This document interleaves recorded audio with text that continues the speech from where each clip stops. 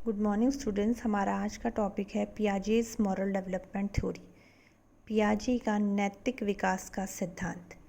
नैतिक विकास की सबसे पहली थ्योरी जीन पियाजे ने दी है। इसके बाद कोहलनबर्ग ने नैतिक विकास का सिद्धांत दिया है। पियाजे का उद्देश्य यहाँ पे यह जानना था कि आखिर एक बालक कैसे सही और गलत को तय करता है, कैसे वह सही गलत का निर्णय लेता है, क्या करना है क्या नहीं करना है, क्या मान्य है क्या सही है क्या गलत है, क्या न्याय है क्या अन्याय है, कैसे एक बच्चा इस सब को तय करता है। पियाजे का मकसद यह जानना नहीं था कि कौन बच्चा सही कौन बच्चा गलत है। वो सिर्फ ये जानना चाहते थे कि बच्चा सही गलत को चुनता कैसे है, कैसे बच्चा सही और गलत को पहचानता है।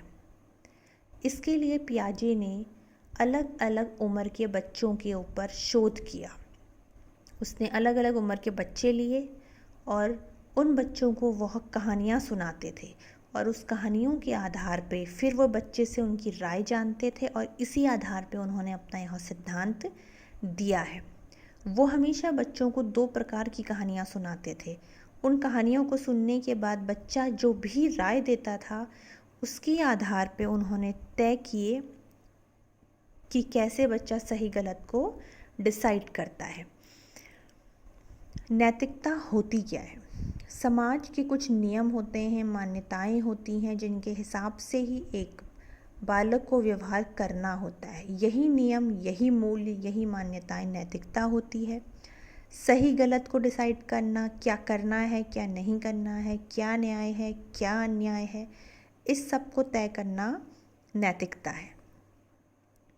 अब जीन पियाजे ने बच्चों में नैतिक मुद्दों के 3 मुख्य पक्षों का अध्ययन किया। पियाजे studied 3 main aspects of understanding moral issues, यानी जो भी नैतिक मुद्दे हैं उन्हें समझने के लिए उसने कुछ पक्षों के बारे में जानना आवश्यक समझा। पहला पक्ष है चिल्ड्रंस अंडरस्टैंडिंग ऑफ रूल, बच्चों की नियमों की समझ। इसमें पियाजे ये जानना चाहते थे कि आखिर एक बच्चा नियमों को लेके क्या सोचता है, नियमों के बारे में क्या समझता है, उसे क्या लगता है कि नियम कौन बनाता है, नियम कैसे बनते हैं, क्या नियम बदले जा सकते हैं, इस सब के बारे में वह जानना चाहते थे। दूसरा एस्पेक्ट है children's understanding of moral responsibility, बच्चों की नैतिक जिम्मेदारी की समझ, यानी एक बच्चा नैतिक जिम्मेदारी को कैसे समझता है। अगर कहीं कुछ गलत हो रहा है तो गलत के लिए कौन जिम्मेदार है, इसे बच्चा कैसे तय करता है। क्या गलती जानबूझकर हुई है या गलती अनजाने में हुई है, इससे तय होता है। क्या किसी काम का परिणाम सही या गलत को तय करता है, वो ये जानना चाहते थे। इसके बाद तीसरा एस्पेक्ट है आपका चिल्ड्रंस अंडरस्टैंडिंग ऑफ जस्टिस, न्याय को लेके बच्चों की समझ। इसमें पियाजे यह जानना चाहते थे कि आखिर एक बच्चा न्याय के बारे में क्या सोचता है। अगर किसी के साथ गलत हो रहा हो तो उसका न्याय कैसे किया जाए, क्या सारी गलतियों के लिए पनिशमेंट मिलनी चाहिए, क्या सज़ा गलती के हिसाब से तय होनी चाहिए। इन प्रश्नों का पियाजे उत्तर जानना चाहते थे। अब पियाजे की इस थ्योरी, इस सिद्धांत में 3 स्टेजेस हैं। There are 3 stages of moral development in Piaget's theory.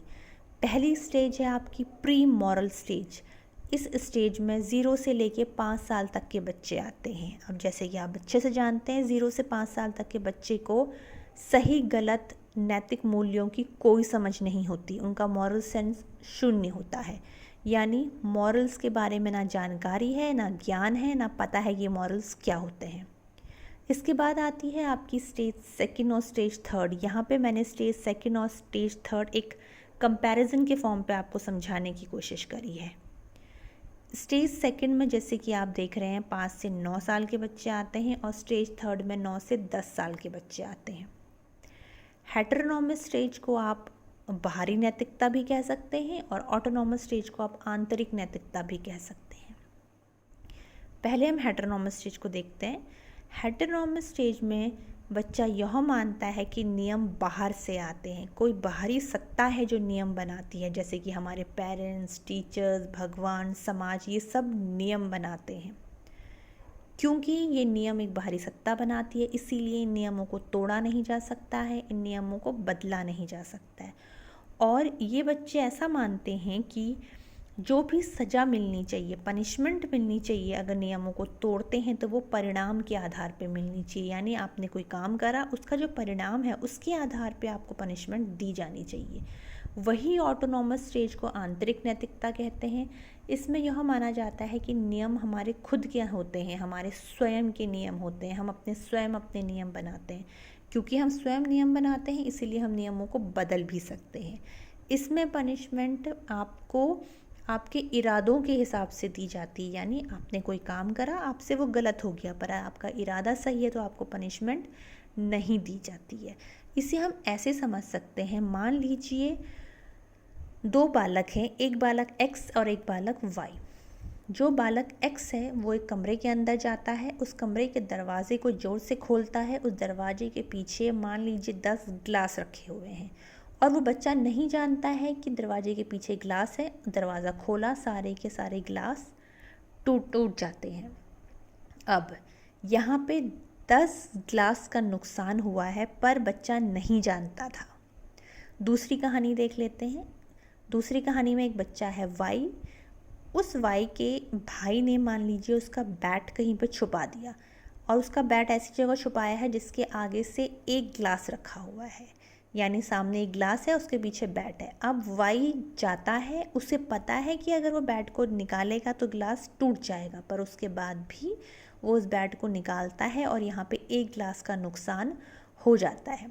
पियाजे ने ये दो स्टोरियाँ सुनाई और यह पाया कि 5 से 9 साल तक के बच्चे, यानी हेटेरोनॉमस स्टेज के बच्चे, यह कहते हैं कि x की गलती है। क्यों? क्योंकि x ने कुल मिला के 10 ग्लासों का नुकसान किया है। चाहे उसका इरादा नहीं था, उसे पता नहीं था, पर उसने नुकसान बड़ा किया है, इसलिए वह गलत है।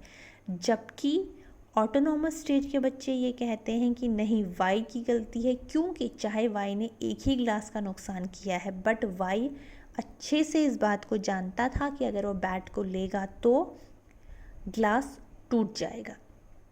ऐसी ही कहानियाँ पियाजे सुनाते थे और इसके आधार पे फिर बच्चों से राय मांगते थे और फिर उन्होंने अपने सिद्धांत का विकास किया। एक सिंपल सा एग्जांपल और दे सकती हूँ आप लोगों को। जैसे जब आप स्कूल में होंगे तो मान लीजिए आपकी क्लास में 1 या 2 बच्चों ने बहुत शोर किया होगा, हल्ला किया होगा और पूरी क्लास को डांट पड़ गई होगी, पूरी क्लास को मार पड़ी होगी। यहाँ पे हेटेरोनॉमस स्टेज में बच्चा कहेगा कि ठीक हुआ, कोई गलती नहीं थी, क्योंकि पूरी क्लास हल्ला मचा रही थी, इसलिए पूरी क्लास को पनिशमेंट मिला, तो कुछ भी गलत नहीं हुआ। पर ऑटोनॉमस स्टेज का बच्चा हमेशा ये कहेगा कि नहीं, जिन 2 बच्चों ने हल्ला किया उन्हीं 2 बच्चों को डांट पड़नी चाहिए थी, उन्हीं 2 बच्चों को नुकसान होना चाहिए था, क्योंकि उनका इरादा था, बाकी पूरी क्लास की कोई भी गलती नहीं थी। तो बच्चों, ये है पियाजे का मॉरल डेवलपमेंट थ्योरी।